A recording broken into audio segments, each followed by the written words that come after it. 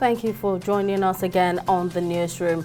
27 members of the Rivers State House of Assembly, loyal to Minister of the Federal Capital Territory FCT Nyesom Wike, have stormed the People's Democratic Party PDP for the All Progressives Congress APC. The lawmakers, led by its factional speaker Martin Amoele, announced the defection in a letter addressed to the state acting chairman of the PDP and signed by the lawmakers. The letter, which was read at the floor of the House, cited the division at the national leadership of the party as the reason behind the move. Veteran broadcaster Aisha Bello, who worked with the Nigerian Television Authority (NTA), has died. Bello, who spent 35 years at the NTA until her retirement in 2022, reportedly died on Monday. In a statement by presidential spokesman Ajuri Ngelale, President Bola Tinubu expressed grief over Bello's demise, saying her legacy in broadcast journalism lives on. 7 people, including members of a local vigilante group, have been feared killed in an attack by gunmen on Porsche nightclub at Oba in the Idemile local government area of Anambra State on Sunday. Confirming the incident in a phone call, the spokesperson for the Anambra State Police Command, DSP Tochukwu Ikenga, says the police recovered some bodies from the scene. He added that several others sustained injuries. According to Ikenga, surveillance operation is ongoing, but no arrests have been made.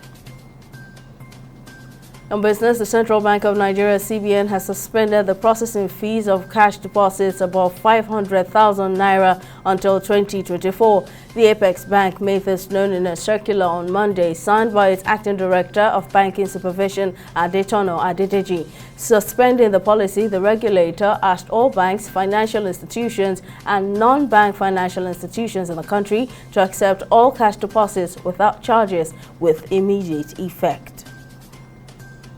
Still on business, Nigeria is not earning enough revenue to support its developmental needs, the International Monetary Fund (IMF) has disclosed. The director of the IMF's Communications Department, Julie Kozak, revealed this during a press briefing on Thursday. According to her, the IMF, the country's 9% revenue to gross domestic product ratio is very low and not enough to support the country's social safety nets, development spending, and protect its vulnerable households.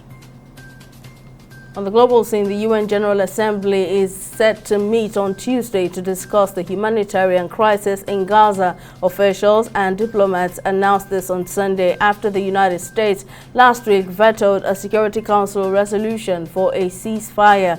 A special meeting of the General Assembly has been called for Tuesday afternoon by the representatives for Egypt and Mauritania in their respective capacities as chair of the Arab Group and chair of the Organization for Islamic Cooperation. According to diplomatic sources, the General Assembly, whose resolutions were non-binding, could vote on a text for a ceasefire resolution at the meeting. And on sports, Greek football matches will be played behind closed doors until February 12, the government announced on Monday in an attempt to clamp down on violence at sports events. The decision came after a police officer was severely injured last week when rival fans clashed during a volleyball game in Athens, the latest in a series of incidents in the country. Government spokesman Pavlos Marinakis said the measure could also extend on a case-by-case basis to European matches involving Greek teams. Well, that's all on the newsroom at this hour. Many thanks for watching.